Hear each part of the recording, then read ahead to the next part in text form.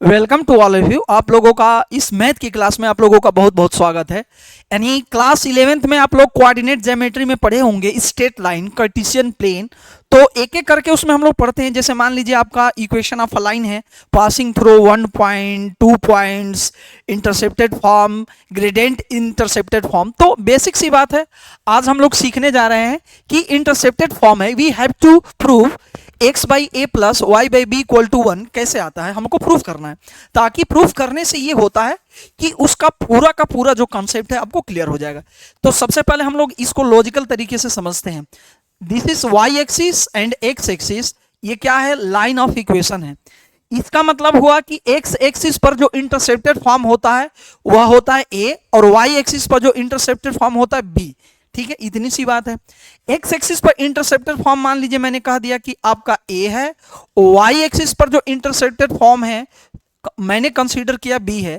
Coordinate लिखने का तरीका क्या होता है, एच के। एच के का मतलब एक्स एक्सिस पर चला गया डिस्टेंस, और के का मतलब वाई एक्सिस पर चला गया डिस्टेंस। इतनी सी बात है। अब हम करेंगे क्या, इसका कोऑर्डिनेट हो जाएगा एक्स, एच के का मतलब ए कॉमा 0, और इसका कोऑर्डिनेट हो जाएगा एच के मतलब एच का एक्स इस पर कितना है, 0 है, तो 0 comma B. We know that passing through 2 points, equation of a line passing through 2 points y minus y1 equal to y2 minus y1 upon x2 minus x1 into x minus x1। दो बिंदुओं से जाने वाली रेखा का समीकरण हो जाएगा y minus y1 equal to y2 minus y1 upon x2 minus x1 into x minus x1 की बात करेंगे।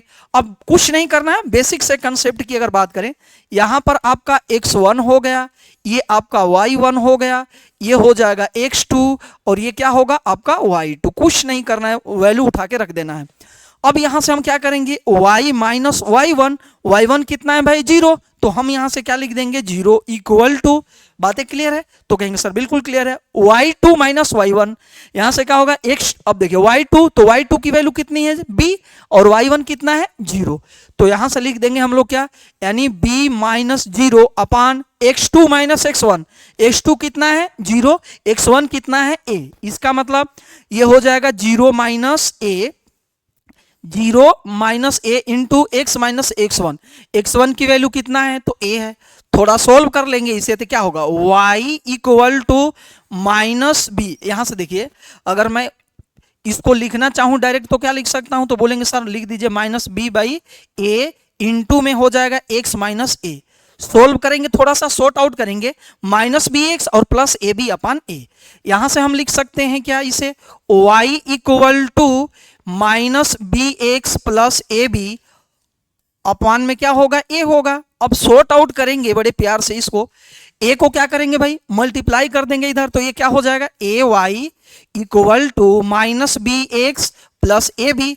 कुछ नहीं करना है, बी एक्स को इधर शिफ्ट कर दीजिए, तो ये हो जाएगा आपका B x plus A Y equal to A B. Dividing on both side we get required results. मेरा कहने का मतलब डिवाइडिंग ऑन बोथ साइड क्यों करेंगे, क्योंकि हमको यहां पर क्या लाना है, 1 लाना है। 1 तभी आएगा जब हम दोनों साइड में ए बी से डिवाइड करेंगे। डिवाइडिंग ऑन बोथ साइड्स, यहां पर हम डिवाइड कर लेंगे।